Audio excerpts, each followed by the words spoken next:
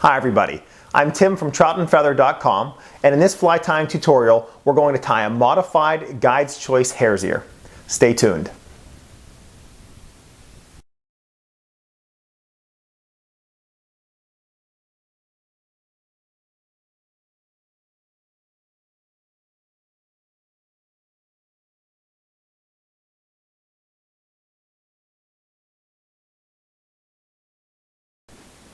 Let's start tying this Guide's Choice hare's ear variant.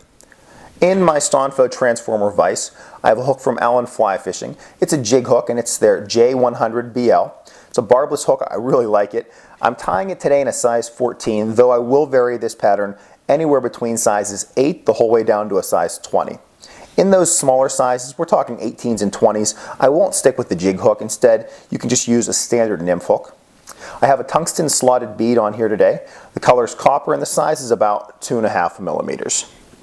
We're going to first apply some 8/0 uni thread. The color is Olive Dun, one of my favorite colors right now.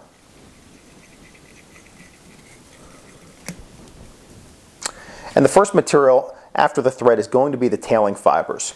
In this case, we're going to go with some Coque de Leon. I really love this material. It's an extremely resilient material to use as tailing fibers. The colors I prefer are anywhere between that medium and dark Pardo. I'm going to pull off around 8 fibers. Definitely not going to count those. Just want to line them up to make sure they're about the body length. Once they are, get them locked in and double check their length. In this case, they're just a hair long, so I can just back it off a hair. And now we should have everything at about the approximate length. They will be. So we'll just make a snip. And then what I'm going to do is I'm actually going to pull them onto my side of the hook as I wrap back, because I want to ensure that as my wraps are going around, they're twisting them so they lay straight down the shank of the hook.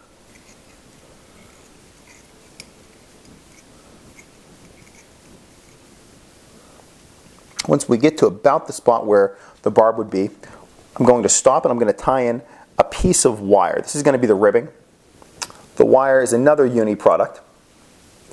It's called their Uni French wire. The color is gold, just going to give us just a little bit more of that gleam whenever this pattern's in the water. Then I'll wrap back.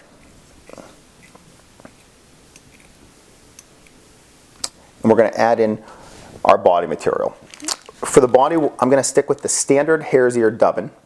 This is just a really fantastic dubbing. It's easy to get onto your thread, but the best part about it is it has a ton of natural fibers, but it's also just kind of mixed in with a little bit of antron, and I like that, just a little bit of an extra flash that it gives. When I dub this on, I want to try to taper my dubbing with very little at the beginning and a little bit more as I move back towards my bobbin. As we apply this, we want to try to make sure that each wrap is going to touch the prior one. As I move up, let me get my bead out of there. I want to bring it up to the thorax, about right there, and we can stop. Just get rid of all this excess. It comes off real easy. And just take a quick peek. Make sure you have pretty much everything covered. Once you do, then let's apply this ribbing.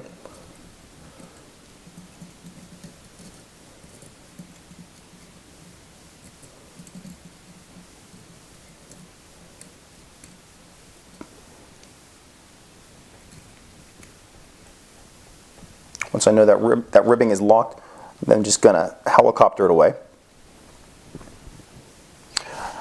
Now, before we apply the thorax, what I'm going to do now is just stop for a second. I'm going to kind of hold my thread out towards the eye, and I'm going to just grab a piece of Velcro, and I want to just irritate this a bit. Because this pattern is going to look a little bit like a caddis, that's what I'm going for with this specific fly. I want to just irritate it just so we can pull out all those body fibers, give this more of that buggy look, so that as this nymph is going through the water, it's really going to be just moving back and forth in the water. I prefer to do that before, right after I apply the ribbing, because if you do it before, that ribbing is going to kind of just hold everything down. Next, I'm going to bring my thread back just a few wraps, and then I'm going to add a dubbing loop. I have a really great dubbing loop tool. This is from Stonfo. It's called their Stonfo Elite dubbing tool. I'm sorry, their Stonfo Elite Roto dubbing tool. And it's basically just, it's intended to create a dubbing loop. It's a really easy tool to use. I just extend my thread, place it through both of the hooks, bring my thread back around, lock it into place, and move forward. Now at this point, I can make this opening really tight. I can open it really wide. It's really my choice. I prefer to keep it a little bit open until I start to bring in my dubbing. So let me put some dubbing in here. I'm not going to put much in. Then I'm going to pull it tight, and before I show you the last step of this tool, let me show you which dubbing I'm using. This is called Simon dubbing. It's peacock dubbing. The color is peacock eye. It's got a ton of flash to it. It just looks awesome in the water. Now that I have it trapped in my dubbing tool, I'm just going to start spinning. And you can see it's just going all over the place, just creating a real buggy, just leggy type material. Then the best part about this tool is I can twist it a little bit and now just simply wrap it on like a chenille almost. As I wrap, I'm just going to kind of palmer it a little bit to the back.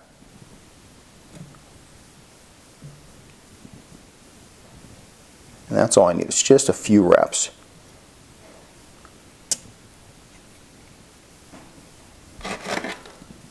Let's get this out of here. Now be careful, because sometimes you have so much in here it's almost too much. So I'm just going to pull it forward and just take some of that stuff out of there. I don't want to have so much that's really just dominating the fly. But you can see it really just takes on that buggy look, especially when inserting a dubbing loop.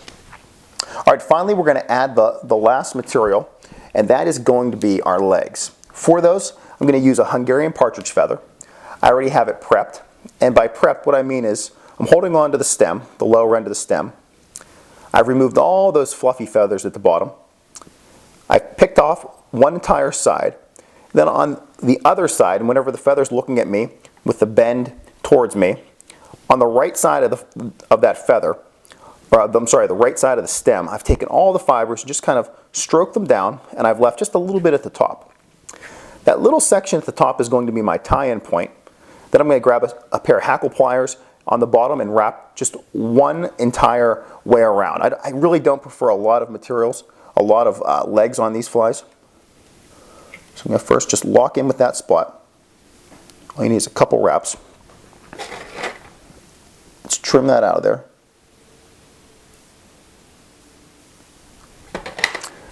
Then I'm going to grab my hackle pliers. This is a pair of Stonfo Elite hackle pliers. I just love these. I recommend them to so many individuals. Just grab onto that stem. I want to make sure I don't twist it around too much. And as I go around, I just want to make one turn around. That's it. No more. And you'll see those fibers will be going everywhere. I have way more than enough fibers. And just like everything else, just lock it in place with a few wraps.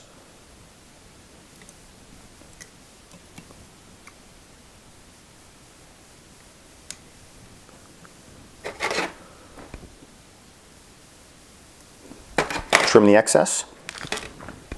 Now I'm just going to kind of move those legs around just so they're evenly dispersed around this hook. Then I'm going to just grab all the materials, pull it back, and get a few more locking wraps in there. Once I have those locking wraps, I can go immediately to my whip finish.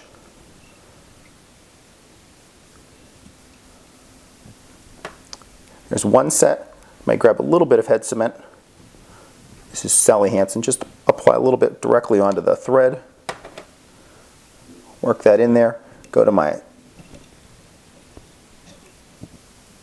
second whip finish.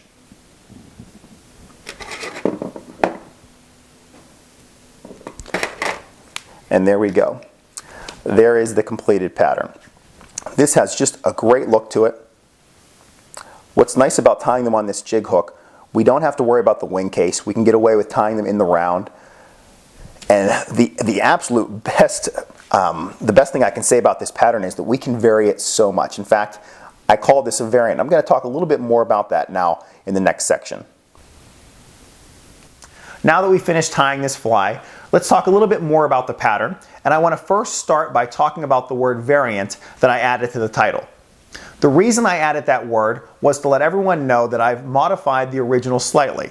Which original? Well, there's a couple. That original is the hare's ear. It's easily one of those top 5 nymphs of all time. It just continues to work.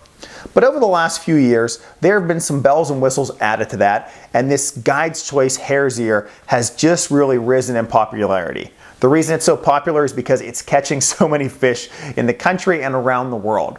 Now, I've modified that one just a little bit, which is why I added the word variant. But the word variant speaks to something that I talk about in so many of my videos, and that's the notion of altering your fly. Now, I don't tell others to change their flies just for the sake of making changes, but what I mean by that is that you know your local waters best. And even though you've gone on Google Images and you thought you found the perfect shade of tan for the hare's ear, that shade of tan may not be present in your local waterways. So think about what you already know, think about what flies and what color shades work best in your waterways, and try your best to include those shades on these flies. Don't just go out and buy any pack of dubbing because it's the pack of dubbing that you read about in the magazine or you saw online. Try to think about what works best in your waters, and I guarantee if you make those modifications to these patterns, they're going to work even better than the originals. That's something I truly believe. Now, whenever I think about this fly that I tied on the video, I modified it slightly, but I will change it based on what you've already seen. In some cases, I really like to add a hot spot, which just could be a few wraps of some hot pink or some chartreuse colored thread. Now, I'm not going to add that hot spot in every situation. I mean, I really love to fish this fly in really fast riffles, but if I'm fishing it in a size 8 or a size 10, I don't think I need a hot spot added. But if I'm fishing it in a size 14, 16, or an 18, and I know it's really fast water, if I'm looking at my box and I see one with a hot spot and one without, I'm probably going to go with that hot spot because it's just something to capture the trout's attention and hopefully get them to kind of head over in that fly's direction. Now, there's other modifications that I like to make. For instance, an easy one is the bead color. Copper and gold work great, but there are so many other colors out there right now, and I love those disco beads. So those are some other alterations that I'll make on a regular basis, aside from the obvious one, which is the body color. Now, let's talk a little bit about fishing this fly. As I mentioned, I love to fish it in really fast riffles, and this is a fly that you can kind of fish all over the place on your leader. And what I mean by that is the notion of a dropper. You can fish this fly up a little bit higher in the water column. If you're going to do that, I wouldn't recommend a tungsten bead. Just go with a regular bead. Or you can fish it the whole way at the bottom. You can fish it as that really heavier point fly in larger sizes. Now, what's great about this fly is that when you originally think about it, most individuals will say that this is going to represent a caddis, and it does a really great job with that. But there are so many other bugs in the water that this could represent. We're talking stoneflies, mayflies, and all kinds of other insects. So don't just box it into that caddis fly realm. Think about everything else that you can find in your local waterways and just tie this one to really match those ones accordingly. And we're not talking about a 100% match, but just think about those key features and include it on this fly and it's going to work. Now, I really love tying this on a jig hook, and because of that, we can really focus on tying it in the round, which means we don't have to have a wing case or a few of those other things that I'm not going to say won't really be an indicator of an effective fly or not, but it's nice to know that this fly is going to be bouncing all over the place, and if we've tied it buggy enough, no matter which way the trout look at it, they're going to see something that hopefully they recognize and hopefully they want. What I can tell you is, if you don't already have this fly in your box, add it because it's a great one. Well, with all that said, I really hope you enjoyed this fly tying tutorial. If you have any questions or comments, you can leave them in the comments section below, or you can email me at tcammisa@gmail.com. And I'd like to ask all of you, do you use the hare's ear? And if so, do you still tie the original one, or have you modified it slightly? And if you've modified it, and if you don't mind, would you share your modifications for others in the comments sections? Because I'd love to see, and I'm sure others would love to see, exactly how you've modified the hare's ear over the years. Now, if you like this fly tying tutorial and you'd like to see more of them, I greatly encourage you to check out my website, which is troutandfeather.com. I also have a Facebook page, and if you like that, you'll receive some regular fly tying and fly fishing updates. And I also now have an Instagram account. Ray, I definitely hold you personally accountable for that one, even though I'm the one that has to maintain that account. Well, anyway, thank you everybody for watching this fly tying tutorial, and I really hope you enjoyed learning a little bit more about this Guide's Choice Hare's Ear variant.